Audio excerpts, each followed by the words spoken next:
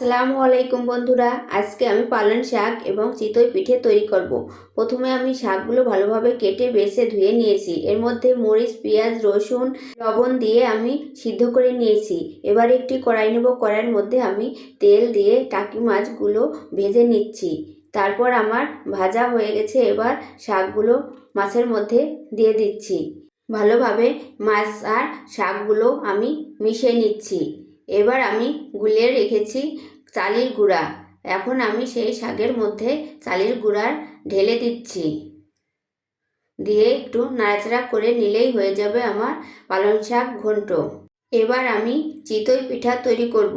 প্রথমে একটি শাঁস নেব। শাঁসে আমি কিছু লবণ দিয়ে একটা একটা করে মুছে নিচ্ছি। ভালোভাবে আমি শাঁসটাকে মুছে নিয়েছি। এবার আমি শাঁসের মধ্যে একটু তেল দিয়ে দেব। তেল দিয়ে আবারও আমি শাঁসটা একটা একটা করে মুছে নেব।